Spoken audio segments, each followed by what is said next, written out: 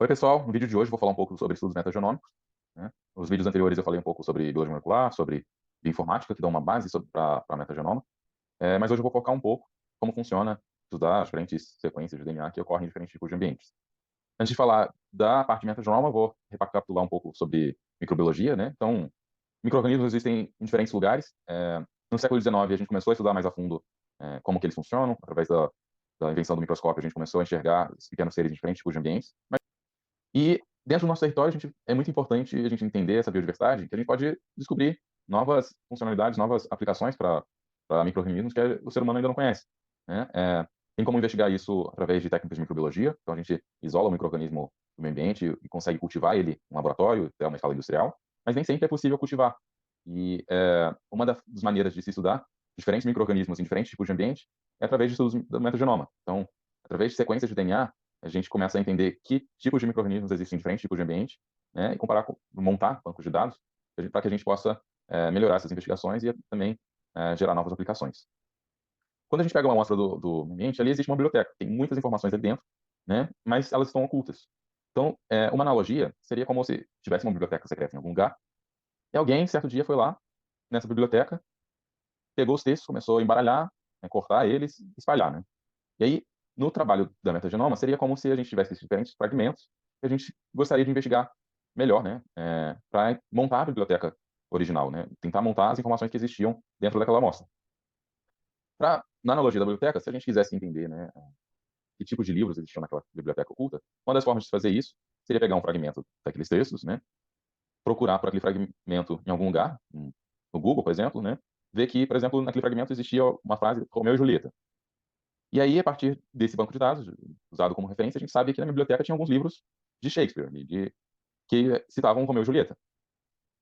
Nesse tipo de investigação, a gente usa um banco de dados de referência e a gente consegue construir algumas informações apenas. Então, como já existia uma referência, a gente sabe que na nossa biblioteca existem esse tipo de livro. Então, pensando na nossa amostra, a forma de se fazer isso, né, seria usando um banco de dados em que a gente já conhece um fragmento, algum gene, por exemplo. A gente usa primers, né, que são pequenas sequências de DNA que vão amplificar esse fragmento, fitas do DNA, né, forward e reverso. E a partir desse DNA amplificado, que a gente construiu os primers e conseguiu amplificar, né, esse fragmento, a gente consegue voltar para o nosso genoma de referência. Então a gente sabe que aquela bactéria que tinha esse fragmento está dentro da nossa amostra. Isso se chama sequenciamento de amplicon, né? Então, existem alguns primers específicos, por exemplo, de ribossomos, de bactérias, que você consegue encomendar, eles são específicos para alguma bactéria, 16S, por exemplo, que vai amplificar em algum fragmento e você consegue identificar que aquela bactéria está na sua amostra. Cada fragmento desse é chamado de amplicon, né? E quando você faz é, esse mapeamento dos amplicões para um genoma de referência, você consegue identificar seus micro-organismos. Só que na sua amostra você não vai ter só esse micro-organismo, né? Você vai ter é, diferentes micro-organismos com diferentes sequências, pode ter organismos eucariotos, né, com um genoma maior, né, que tá junto à sua amostra. Se for do ambiente de fungos, de plantas, se for microbiota, pode ser do hospedeiro. E também tem os fagos, né, que são os vírus desses micro-organismos. Estão ali no ambiente, né, e inserem informações genéticas também nessa biblioteca. Então, voltando para a analogia de biblioteca, se a gente pegasse um fragmento estudasse ele sozinho, eu não conseguiria construir a biblioteca completa. Mas pegando esse fragmento, juntando com outros fragmentos, né, tentando montar esse quebra-cabeça nos diferentes textos, a gente consegue ir montando os diferentes genomas até a gente conseguir montar a biblioteca completa que tinha sido fragmentado. Você vai pegar os diferentes fragmentos também, tem uma maneira de amplificar todos os fragmentos, tanto do micro-organismo que tem diferença, quanto micro-organismos novos, quanto de eucariotos, quanto dos vírus. E o nome dessa técnica se chama shotgun sequencing, né, que você vai pegar e amplificar diferentes fragmentos em diferentes lugares. E cada fragmento desse é chamado de short read, né, pequena leitura, e vai compor a sua biblioteca metagenômica. Bancos de dados já existentes, né, para você usar de referência para montar esses metagenomas. Então, se você tem uma bactéria de referência, por exemplo, que você quer ver, né, você pode mapear seus diferentes reads, esses diferentes fragmentos no seu genoma de referência, e ver que aquela bactéria está presente na sua amostra. Isso chama recrutamento de leitura, read recruitment. Mas às vezes, né, quando você está pegando um genoma de referência, você vai mapeando, você vê, né, que às vezes em uma região não teve nenhum fragmento variado com o seu genoma de referência. Em outras regiões, teve fragmentos em excesso. E o que isso significa?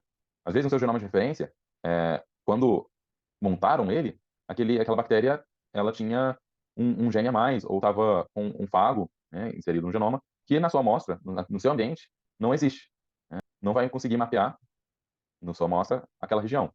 Já em outras regiões podem ter o excesso, porque pode ter um gene duplicado, né? Então, na sua amostra vai ter genes a mais. Uma outra possibilidade, mente, vai ter alguns fragmentos que não vão mapear em nenhum lugar.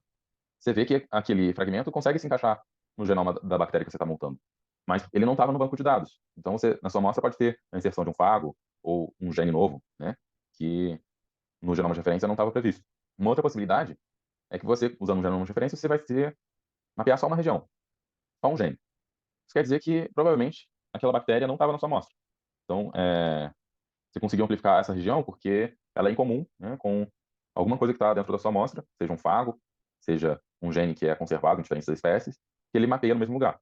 Falando, né, de cobertura, esse conceito, existe cobertura vertical, ou seja, quantos fragmentos você conseguiu mapear em diferentes regiões, você teve uma cobertura vertical grande. Já nesse, você não teve muitos fragmentos, mas você conseguiu mapear o genoma de referência completo. Então tem uma cobertura vertical de 3 vezes menor, né? E nesse último também teve uma cobertura vertical, só que no caso ele não cobre outras partes do genoma, então acaba sendo 3 vezes também. Se comparar com o tamanho total da sequência, ele seria de 3 vezes, mas em uma região ele acabou se acumulando, né? E para ter uma outra referência seria a cobertura horizontal, ou seja, qual a porcentagem da sequência de referência conseguiu cobrir, né? Então, esse, como teve uma região que não teve nenhum fragmento mapeando, pareando, né, foi de 80%. Já nesse conseguiu mapear completo, então a cobertura horizontal seria de 100%. Enquanto nesse, que só foi uma região específica, cobertura horizontal de 20%.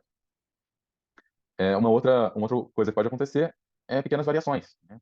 Onde você tem a sua sequência, né, um ciclo de vários nucleotídeos, e quando você vai pegando fragmentos, você vê que algumas regiões têm um nucleotídeo de diferença.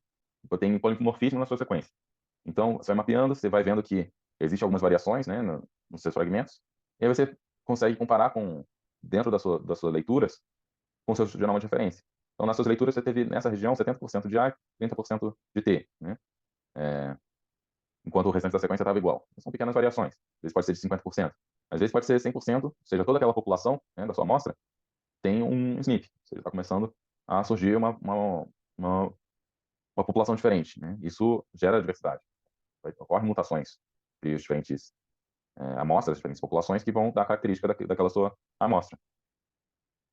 E aí, né, quando você faz o estudo de metagenoma, você tem a sua coleção de amostras aqui, você faz sequenciamento shotgun, você vai começar a ter vários fragmentos. Esses fragmentos você pode mapear ele diretamente com o genoma de referência.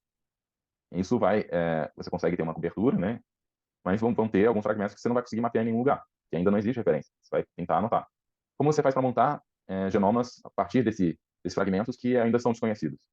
Uma das formas é fazer um assembly de novo, né? Então você vai tentar montar o quebra-cabeça, você vai montar os contigs, então diferentes fragmentos vão formar sequências contínuas de DNA, que são chamados contigs. Esses contigs, através de uma ferramenta chamada Metagenome Finding, você consegue ver quais pertencem ao mesmo micro-organismo dentro da sua amostra. E aí você monta, que é chamado de genoma, de Metagenome Assemble, né? Metagenome Assemble Genomes. São os MAGs. Isso vai representar um genoma dentro da sua coleção, seria um dos livros da sua biblioteca. E aí você tem vários livros, né, que você também pode comparar com genomas de referência. E quando você faz por essa abordagem de montar de novo, às vezes consegue achar genomas putativos, né, que ainda não estão anotados. Então você elimina alguma dessas incertezas, né, dessas sequências não caracterizadas, começa a organizar elas em novos genomas. Mas também ainda vão existir alguns fragmentos resíduos, né, que ainda também não conseguiu ser processado na montagem dos contigs ou dentro dos genomas, dos MAGs. Então, o que são os estudos metagenômicos, no geral? Você tem as amostras em diferentes lugares, você vai montando um quebra-cabeça.